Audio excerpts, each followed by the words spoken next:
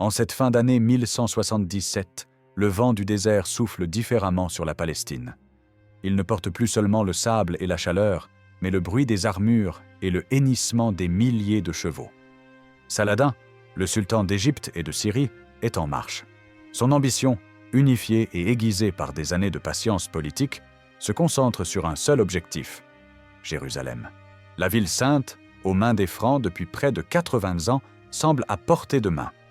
L'armée qu'il a rassemblée est un colosse, une machine de guerre conçue pour écraser toute résistance, un symbole de la puissance retrouvée du monde musulman. Face à ce raz-de-marée se dresse un royaume fragile, une mince bande de terre sur la côte méditerranéenne, survivant grâce à la ténacité de ses habitants et la force de ses forteresses. Et à sa tête, un paradoxe vivant, un roi de 16 ans dont le corps se dévore lentement. Baudouin le quatrième, le roi lépreux. Son nom seul évoque la souffrance et la malédiction, mais derrière ce titre se cache une volonté de fer, un esprit que la maladie n'a pas réussi à briser. La confrontation qui se dessine n'a rien d'équilibré. D'un côté, une force d'invasion estimée à plus de 26 000 hommes, expérimentée, confiante et menée par l'un des plus grands stratèges de son temps. De l'autre, une poignée de défenseurs, à peine 500 chevaliers et quelques milliers de fantassins, commandés par un adolescent condamné. Toute logique militaire, toute analyse rationnelle, pronostique une défaite écrasante pour le royaume de Jérusalem. Pourtant, le 25 novembre 1177, près d'un petit village appelé Montgisard, l'histoire va basculer. Ce jour-là, l'impossible deviendra réalité, et la légende du roi lépreux sera gravée dans la pierre pour l'éternité.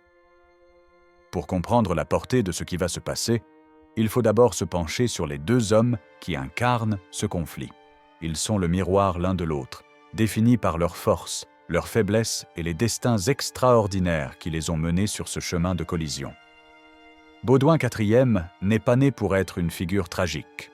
Fils du roi Amaury Ier, un monarque énergique et compétent, et d'Agnès de Courtenay, il grandit dans l'opulence de la cour royale de Jérusalem. Son enfance est celle d'un prince héritier, entouré des meilleurs précepteurs. L'un d'eux, Guillaume de Tyr, archevêque et historien, sera le premier à identifier le fléau qui va changer sa vie. Alors que Baudouin est encore un jeune adolescent, Guillaume remarque des signes inquiétants. Une insensibilité qui gagne ses doigts et ses orteils, de petites plaies qui ne cicatrisent pas. Le diagnostic est sans appel, une sentence à l'époque. La lèpre. La maladie ne frappe pas seulement le corps, elle frappe le symbole. Dans la mentalité médiévale, la lèpre est souvent perçue comme une punition divine, une marque d'impureté qui exclut de la société. Pour un futur roi, c'est une catastrophe politique et personnelle. Comment un homme considéré comme impur peut-il oindre les saints lieux, commander ses armées, incarner la nation? La cour de Jérusalem est secouée. Des voix s'élèvent pour contester sa légitimité, mais son père, Amaury, puis les barons du royaume, prennent la décision de le maintenir dans la ligne de succession.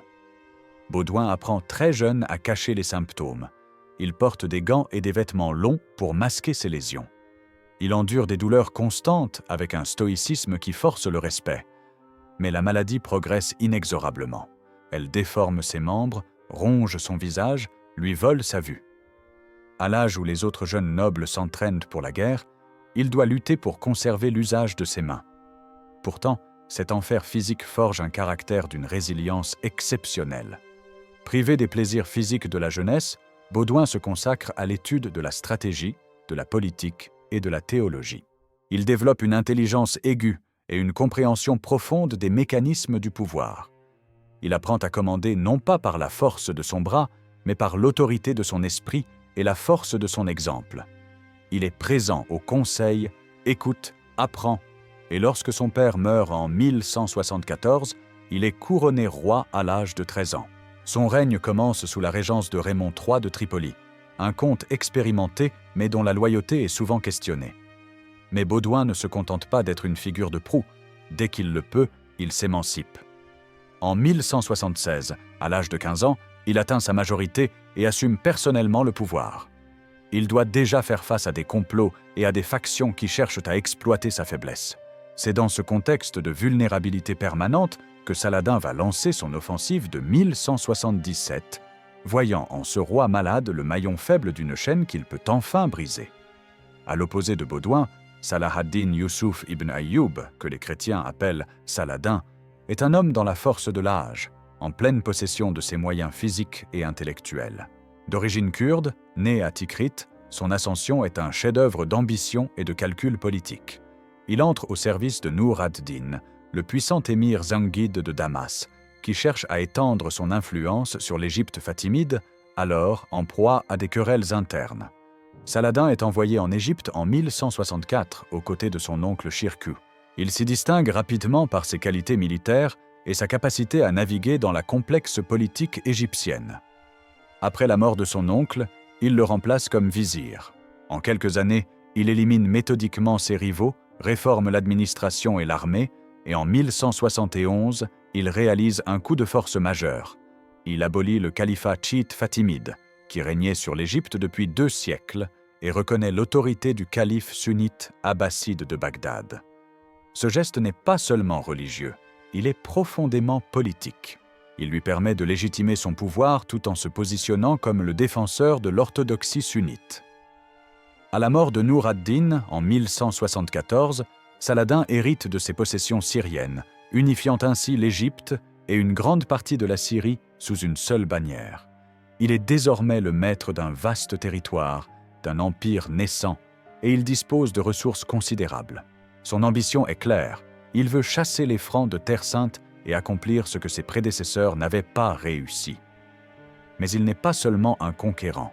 Les chroniques musulmanes le décrivent comme un homme pieux, juste et généreux, souvent en contraste avec la brutalité de certains de ses adversaires. Il comprend que pour unifier le monde musulman derrière lui, il doit incarner cette image de défenseur de la foi. La guerre sainte contre les croisés devient le ciment de son projet politique. En 1177, il est au sommet de sa puissance. Il a réorganisé son armée, intégrant des contingents turcs, kurdes, arabes et soudanais. Il a mis au point une tactique militaire efficace, basée sur la mobilité de sa cavalerie légère, le harcèlement des archers et la puissance de sa cavalerie lourde d'élite. Il est prêt. L'offensive qu'il prépare à l'automne 1177 n'est pas un simple raid, c'est l'aboutissement de toute sa stratégie. La bataille de Montgisard n'est pas un événement isolé. Elle est le point culminant d'une série de manœuvres politiques et militaires qui ont défini le paysage du Proche-Orient au XIIe siècle. Comprendre cet échiquier est essentiel pour saisir les enjeux de la confrontation. Le royaume de Jérusalem, fondé en 1099 après la première croisade, est une construction unique. Il s'agit d'une société féodale occidentale transplantée au cœur du monde musulman. Ses forces sont considérables. Ses forteresses, comme Krak des Chevaliers ou Montréal, sont parmi les plus impressionnantes du monde. Sa cavalerie lourde, les chevaliers francs, est redoutée sur le champ de bataille pour sa puissance de choc. Un chevalier en armure sur son destrier est un char d'assaut vivant, capable de enfoncer des lignes d'infanterie beaucoup plus nombreuses. Mais ses faiblesses sont structurelles et profondes. La première est démographique.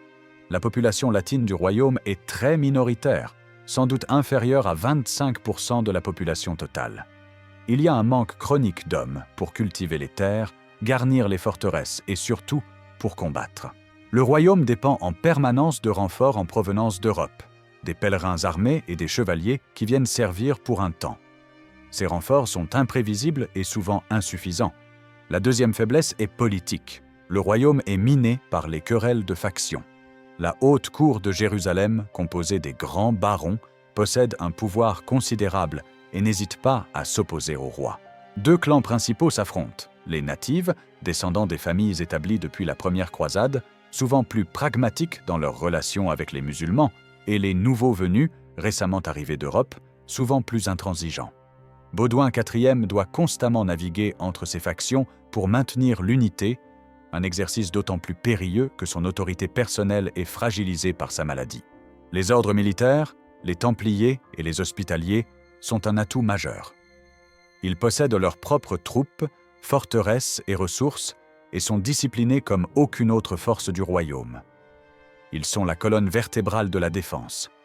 Mais ils obéissent à leurs propres maîtres et à leurs propres règles, ce qui peut parfois créer des tensions avec le pouvoir royal. En 1177, le royaume est dirigé par un jeune roi malade, entouré de nobles ambitieux et confronté à une menace existentielle. C'est un État qui survit par la discipline de son armée, la qualité de ses fortifications et la ténacité de son peuple. Face à ce royaume précaire, l'empire que Saladin est en train de bâtir est d'une toute autre envergure.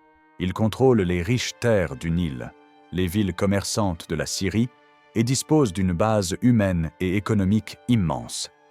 Son armée est un mélange de peuples et de cultures. Les Turcs et les Kurdes forment le cœur de sa cavalerie, des archers montés exceptionnels, experts des tactiques de hit and run. Les Soudanais, souvent recrutés comme esclaves soldats, forment une infanterie d'élite, redoutable au corps à corps. Les contingents arabes et les milices locales complètent cette force. La supériorité de Saladin réside aussi dans sa stratégie. Il a compris que les Francs sont presque invincibles dans une bataille rangée en terrain ouvert, où leur cavalerie lourde peut pleinement s'exprimer. Sa tactique favorite est donc d'éviter une telle confrontation. Il préfère user ses adversaires en multipliant les raids, en dévastant leurs terres pour affamer leur économie et en prenant leurs forteresses une par une. Il cherche à les isoler, à les épuiser, avant de porter le coup de grâce. L'unification de l'Égypte et de la Syrie sous sa bannière lui donne une profondeur stratégique que les Francs n'ont pas. Il peut attaquer depuis plusieurs directions, obliger le royaume à disperser ses forces déjà maigres. De plus, cette unification lui donne une légitimité immense dans le monde musulman. Il n'est plus seulement le vizir d'Égypte, il est le champion de la lutte contre les infidèles. Chaque victoire renforce son prestige et attire de nouveaux partisans. En 1177, il sent que le moment est venu. Le roi de Jérusalem est un enfant malade. Le royaume est divisé. L'Europe est lointaine et préoccupée par ses propres conflits. L'offensive qu'il prépare est conçue pour être la campagne finale, celle qui effacera la présence latine de Terre Sainte. Le plan de Saladin pour l'automne 1177 est d'une simplicité et d'une audace redoutables. Il ne vise pas une simple démonstration de force, mais une victoire décisive et rapide. Le 18 novembre 1177, Saladin quitte le Caire à la tête de la plus grande armée qu'il ait jamais rassemblée pour une campagne contre les Francs. Les chroniques de l'époque, tant musulmanes que chrétiennes, s'accordent sur l'ampleur de la force. Environ 26 000 hommes, dont une forte proportion de cavaliers d'élite. L'armée est un fleuve humain et animal qui s'élance vers le nord, longeant la côte méditerranéenne. Le plan de Saladin est de contourner les forteresses frontalières franques, comme Gaza et Daroum, qui pourraient ralentir sa progression et lui coûter des hommes. Son objectif est de traverser la plaine côtière, la Sharon, le plus rapidement possible pour frapper au cœur du royaume. Jérusalem est sa cible finale, mais il doit d'abord neutraliser la menace des ports francs, comme Jaffa, qui pourrait être utilisé pour débarquer des renforts européens. La progression de l'armée est rapide. Les éclaireurs francs observent sa marche avec une growing inquiétude. Les messages parviennent à Jérusalem, décrivant une colonne de poussière qui s'étend à perte de vue. La panique commence à s'installer dans les villages de la plaine. Les habitants fuient vers les villes fortifiées, emportant ce qu'ils peuvent. Saladin est confiant. Il a sous-estimé la capacité de réaction des Francs par le passé, mais cette fois, il pense avoir pris toutes les précautions. Son armée est nombreuse. Ses commandants sont expérimentés. Il anticipe que Baudouin IV, un jeune roi malade, n'osera pas risquer une bataille rangée et se repliera derrière les murs de Jérusalem, laissant son armée ravager le royaume en toute impunité. C'est cette confiance, presque de l'arrogance, qui le conduira à commettre une erreur fatale. À Jérusalem, les nouvelles sont alarmantes. Le conseil du royaume se réunit en urgence. Les opinions sont partagées. Certains barons, prudents, plaident pour une stratégie défensive, rassembler toutes les troupes disponibles à Jérusalem et attendre le siège. La ville est puissamment fortifiée et pourrait tenir longtemps, le temps que les renforts arrivent ou que l'armée de Saladin, éloignée de ses bases, soit forcée de se retirer. Mais d'autres, dont le jeune roi lui-même, ont une vision différente. Baudouin comprend que laisser Saladin dévaster la plaine de Sharon serait un désastre. Le royaume perdrait ses récoltes, ses villages seraient détruits et son économie, déjà fragile, serait anéantie pour des années. De plus, rester passif enverrait un message de faiblesse à tous ses vassaux et à ses ennemis. Il doit agir. C'est alors que Baudouin prend une décision qui stupéfie son conseil. Il ne va pas attendre. Il va marcher à la rencontre de Saladin et l'intercepter avant qu'il n'atteigne Jérusalem. C'est un pari incroyablement audacieux, presque suicidaire. Les forces dont il dispose sont ridiculement faibles en comparaison. Les appels au renfort lancés dans tout le royaume n'ont rapporté que quelques centaines de chevaliers. Au total, il ne peut rassembler qu'environ 500 chevaliers, dont une centaine de Templiers commandés par leur grand maître, Eudes de Saint-Amand, et quelques milliers de fantassins, principalement des sergents et des miliciens urbains. Le 23 novembre, l'armée franque quitte Jérusalem. Le contraste avec l'armée de Saladin est saisissant. C'est une petite colonne compacte et déterminée, non une marée d'envahisseurs. Baudouin le IVe est à sa tête. Son état est si grave qu'il doit être soutenu sur sa selle, son corps bandé pour lui permettre de tenir une lance. Sa présence seule est un acte de bravoure qui galvanise ses troupes. Avec lui se trouvent les meilleurs commandants du royaume, le maréchal Josselin de Courtenay, le connétable Eudes de Saint-Amand et le seigneur Renaud de Châtillon, un homme connu pour sa bravoure et sa brutalité, mais aussi pour son expérience du combat. L'armée franque longe la route de Jérusalem à Jaffa, puis se dirige vers le nord-est, en direction de Ramla. Ils avancent rapidement, poussés par l'urgence de la situation. Leurs éclaireurs leur rapportent des informations cruciales. L'armée de Saladin est étirée sur une grande distance. Le sultan, dans sa hâte, a divisé ses forces. Une partie importante, commandée par son neveu Taqi al-Din, a été envoyée en avant pour piller la région de Jaffa et menacer le port. Le gros des troupes, avec Saladin, est plus en arrière. Pour Baudouin, c'est l'opportunité. Il ne peut pas vaincre l'armée de Saladin dans son ensemble, mais il peut peut-être anéantir son avant-garde avant que le reste des troupes ne puisse intervenir. Il change de direction et se dirige vers un lieu appelé Montgissar, près d'un gué sur la rivière de la Sorek. Le terrain est vallonné, coupé de ravins. C'est un terrain parfait pour une petite force de cavalerie lourde qui peut utiliser les reliefs pour masquer ses mouvements et frapper par surprise. Le 25 novembre 1177, à l'aube, les deux armées sont sur le point de se rencontrer. L'air est froid, le sol est humide par la rosée. De chaque côté, les tensions sont à leur comble. Pour les Francs, c'est une bataille pour la survie. Pour les musulmans, c'est une formalité avant la marche triomphale sur Jérusalem. Le village de Montgissar est situé dans une région de collines douces, mais le paysage est loin d'être plat. Des ravins un peu profonds parcourent la plaine et des hauteurs dominent les alentours. C'est un terrain qui désavantage énormément l'armée de Saladin. Sa cavalerie légère, habituée à charger en large formation sur des terrains ouverts, est gênée par les reliefs. Sa supériorité numérique est neutralisée par l'impossibilité de déployer toutes ses forces en même temps. Baudouin le IVe choisit son positionnement avec soin. Il place sa petite armée dans une vallée, masquée par une colline. Il ordonne à son infanterie de former un mur de boucliers en avant de sa cavalerie. Les Templiers, l'élite de son armée, sont placés au centre, prêts à donner le coup fatal. Le roi lui-même se tient avec les autres chevaliers, sa présence visible de tous, un symbole vivant de la résistance franque. Du côté de Saladin, la situation est chaotique. L'avant-garde de Taqi al-Din arrive la première près de Montgissar. Ses hommes sont dispersés, certains pillant les fermes environnantes, d'autres abreuvant leurs chevaux. Ils ne s'attendent pas à trouver l'armée franque entière sur leur chemin. Ils pensent n'avoir affaire qu'à des détachements locaux. La nouvelle de la présence de Baudouin les prend complètement par surprise. C'est à ce moment précis que Baudouin donne l'ordre d'attaquer. Il ne cherche pas une longue bataille d'usure. Il mise tout sur une charge unique, dévastatrice et rapide. Les 500 chevaliers francs se mettent en mouvement.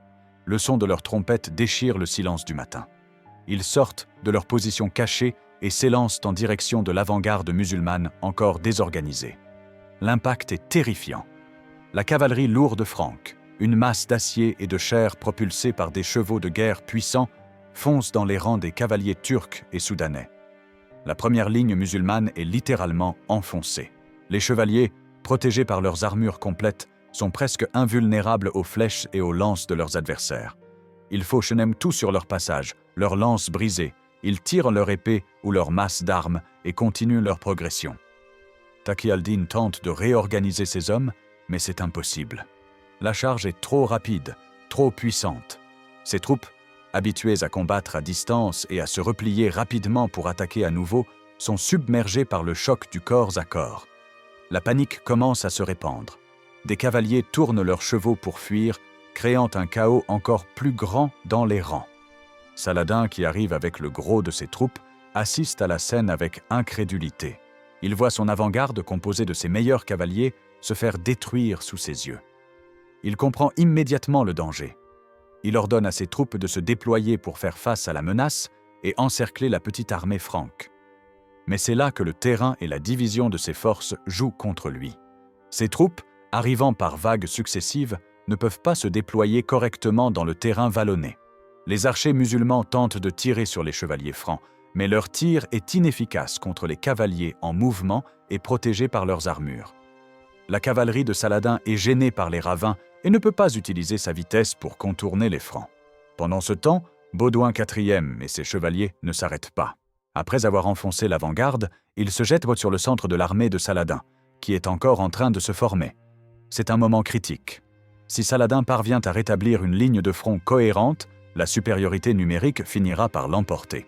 C'est alors que Renaud de Châtillon, commandant l'aile droite franque, prend une initiative décisive. Il remarque une faille dans la ligne musulmane, entre le corps de Taqi al-Din en déroute et les troupes fraîches qui arrivent. Il mène ses chevaliers dans une charge latérale qui s'engouffre dans cette brèche. L'effet est dévastateur. La ligne musulmane est disloquée. Les troupes de Saladin, attaquées de front et sur le flanc, commencent à perdre toute cohésion. Le point de rupture est atteint. La discipline de l'armée de Saladin, si solide d'habitude, se brise. La panique devient générale. Les soldats, voyant leur commandant tué ou en fuite et réalisant qu'ils sont pris dans un piège, abandonnent le combat. La bataille se transforme en une déroute totale. Les Francs, euphoriques, se lancent dans une poursuite impitoyable. Ils taillent en pièces les fuyards qui sont désavantagés par un terrain qu'ils ne connaissent pas. Des milliers de soldats musulmans sont tués. De nombreux émirs, des commandants de haut rang sont capturés. Le butin est immense. Saladin lui-même est en grand danger. Il se retrouve entouré, sa garde personnelle luttant désespérément pour lui ouvrir un chemin. Il est sur le point d'être capturé ou tué.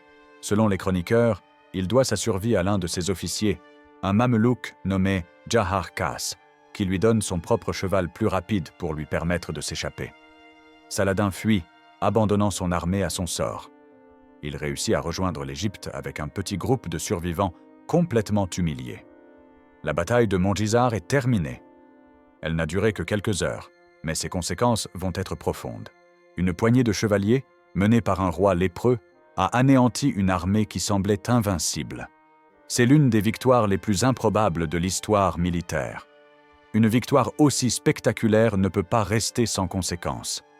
Elle secoue le Proche-Orient, redéfinit les rapports de force et laisse une empreinte durable dans la mémoire des peuples. Les chiffres des pertes varient selon les sources, mais tous s'accordent sur l'ampleur du désastre pour l'armée de Saladin. Les chroniques musulmanes, bien que cherchant à minimiser la défaite, parlent de plusieurs milliers de tués. Les sources chrétiennes, exaltées, avancent des chiffres encore plus élevés, jusqu'à 10 000 morts. Quoi qu'il en soit, une part très significative de l'armée de Saladin est détruite.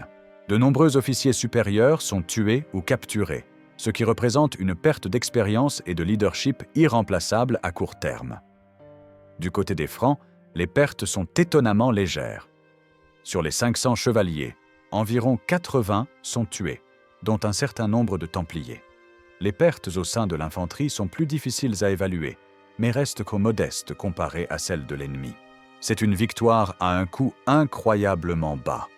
La nouvelle de la victoire se propage comme une traînée de poudre à travers tout le royaume.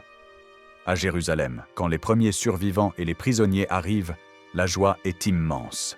Les cloches sonnent, les foules se rassemblent dans les rues pour acclamer le roi lépreux et ses chevaliers. La victoire est interprétée comme un miracle, un signe évident que Dieu n'a pas abandonné son royaume. Guillaume de Tyr, l'historien de la cour, écrit que la main de Dieu s'est manifestée pour sauver son peuple. Pour Baudouin le IV, c'est l'apogée de son règne. Il a prouvé à tous, à ses sujets comme à ses ennemis, que sa maladie n'a aucune emprise sur sa capacité à diriger. Son courage personnel en menant ses troupes au combat malgré ses souffrances, devient légendaire. Son autorité, jusqu'alors contestée par certaines factions, est immense. Il est désormais le roi Éros, le défenseur miraculé de la foi. La défaite de Montgisard est un coup d'arrêt brutal pour les ambitions de Saladin. Elle ne met pas fin à sa menace, mais elle la repousse de plusieurs années. Il doit retourner en Égypte, non pas en triomphateur, mais en vaincu. Il doit recomposer une armée, rassurer ses émirs et restaurer son prestige. La défaite est si humiliante qu'elle provoque même des révoltes dans certaines parties de son territoire, des seigneurs qui voient en lui un chef moins invincible qu'avant. Pour le royaume de Jérusalem, la victoire offre un répit précieux. Elle permet de sécuriser les frontières pour un temps, de reconstruire les villages détruits et de renforcer les fortifications. Sur le plan diplomatique, elle renforce la position du royaume dans ses négociations avec l'Empire byzantin et les puissances européennes. Les appels à l'aide envoyés en Europe trouvent un écho plus favorable, et quelques renforts arrivent dans les mois qui suivent, bien qu'en nombre insuffisant pour changer radicalement la donne démographique. Cependant, la victoire de Montgisard ne résout pas les problèmes fondamentaux du royaume. La faiblesse démographique persiste. Les divisions politiques, bien que temporairement apaisées par l'enthousiasme de la victoire, ressurgissent rapidement. Et surtout, la santé de Baudouin IV continue de se dégrader. Les années qui suivent, Montgisard sont une lente agonie pour le roi et pour le royaume qui l'a sauvé. La victoire a offert un sursis, pas une solution. La lèpre de Baudouin IV n'épargne aucune partie de son corps. Il perd progressivement l'usage de ses membres, puis la vue. Son visage est si défiguré qu'il doit porter un masque en public. En 1179, lors d'une expédition militaire, il doit être transporté sur un brancard, une image poignante de sa déchéance physique qui contraste violemment avec la gloire de Montgisard. Comprenant que sa fin est proche, il tente d'organiser la succession. Il fait marier sa sœur Sibylle à Guy de Lusignan, un chevalier venu de Poitou, espérant créer un couple fort pour lui succéder. Mais le choix de Guy est désastreux. Il est impopulaire, incompétent et détesté par une grande partie de la noblesse. Ce mariage ne fait qu'exacerber les tensions factionnelles. Baudouin IV meurt le 16 mars 1185, à l'âge de 24 ans. Son règne, bien que court, a été intense. Il a connu la gloire la plus éclatante à Montgisard et a enduré les souffrances les plus atroces. Il a été un roi guerrier et un martyr, un symbole de la résistance franque. Sa mort laisse un vide politique et militaire. Le royaume est dirigé par des régents faibles et divisés. Guy de Lusignan, qui devient roi en 1186, n'a ni le talent ni l'autorité de Baudouin. Les erreurs s'accumulent. En 1187, contre l'avis de ses conseillers prudents, Guy se laisse provoquer par Saladin et lève une armée pour aller au combat. Le 4 juillet 1187, à Athin, son armée est anéantie par Saladin, qui cette fois a appliqué les leçons de Montgisard. Le 2 octobre 1187, Jérusalem tombe. La victoire de Montgisard n'a finalement été qu'un sursis de 10 ans. Mais quelle décennie! Elle a permis au royaume de vivre une décennie de plus, une décennie pendant laquelle un jeune roi, contre toute attente, a tenu tête au plus grand conquérant de son temps. Aujourd'hui, la bataille de Montgisard est souvent reléguée au second plan dans l'histoire des croisades, éclipsée par des événements plus célèbres comme la prise de Jérusalem ou la bataille de Hattin. Pourtant, elle mérite une place à part. C'est l'histoire d'un miracle militaire, une démonstration que le courage, la discipline et une stratégie audacieuse peuvent triompher de la supériorité numérique. C'est avant tout l'histoire de Baudouin IV. Sa victoire à Montgisard est le testament de sa volonté. Un adolescent, dont le corps pourrissait vivant, a trouvé la force de monter à cheval, de mener ses troupes au combat et de vaincre un adversaire qui semblait invincible. Ce jour-là, il n'était pas le roi lépreux. Il était le roi de Jérusalem, un chef de guerre inspirant et l'incarnation de la résistance acharnée d'un petit royaume face à un géant. La bataille de Montgisard reste une leçon intemporelle sur la nature de la guerre et du leadership. Elle nous rappelle que les facteurs humains, le moral, le courage, la prise de décision sous pression, peuvent souvent peser plus lourd que les chiffres sur un papier. C'est l'histoire d'un jour où l'impossible est devenu réalité. Un jour où un roi maudit est devenu un roi sauveur, laissant une empreinte indélébile dans le sable du temps.